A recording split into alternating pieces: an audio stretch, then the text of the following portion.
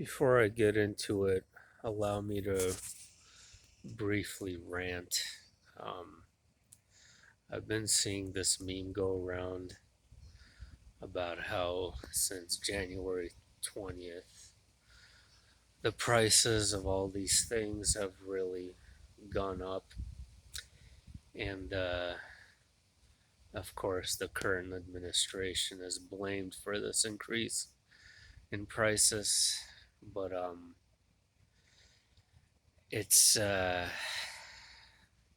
little bit hypocritical and incorrect to just blame something recent while we've been on a debt binge for decades, approaching 30 trillion in debt, and the previous president printed just as much stimulus package money as this one, if not more. Having said that, uh, this has been an ongoing process that didn't start January 20th. I'm actually shocked we're not seeing hyperinflation. Not only are we not seeing hyperinflation, we're hitting new record highs every day in the stock market, every day. And we are really lucky. We are so lucky that we can keep the party going and kicking the can down the road for what seems like in, to be indefinite amount of time.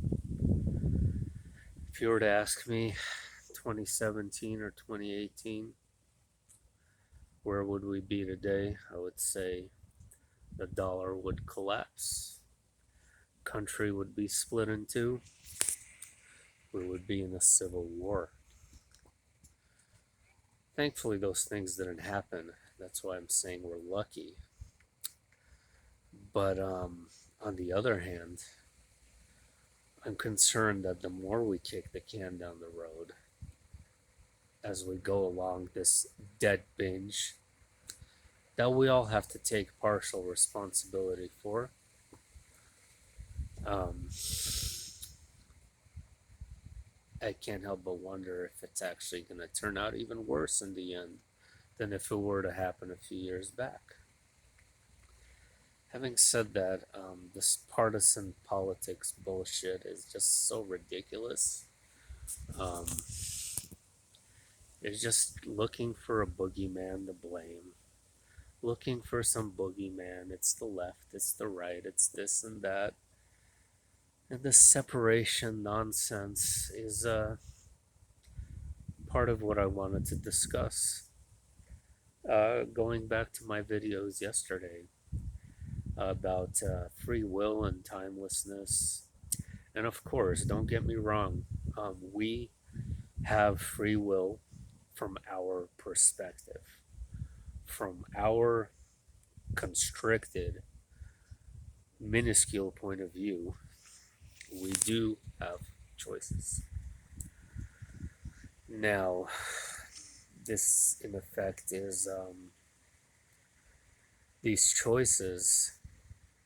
Well, first of all, I want to shout out to my friend Samir, who told me about this Japanese art form called Katsugi, where they take things, break them apart, and then mold them back together to make them more beautiful.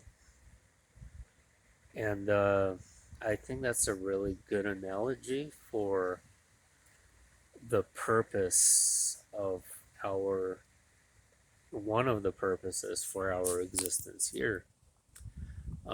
I think God, being an artist, also breaks us down, splinters himself, right? Splits into fractals. He kaleidoscopes himself, right? Into these infinite variations and portions of individuated units of himself, um, breaks apart. And that brokenness is what creates that separation. And in that separation, um, that struggle of separation, that strife, that turmoil, that brokenness, that ugliness. He then takes that and heals it and shapes it into something more beautiful. So it's a process of breaking down and rebuilding, breaking down and rebuilding. And kind of like the analogy I've used a while back of the breathing lungs. He breathes out, and that's the expansion of the fractals. Those are the units of self that are splintered and split off. And then he breathes in the perfected versions of that, only to start the process again over and over for all eternity, except we know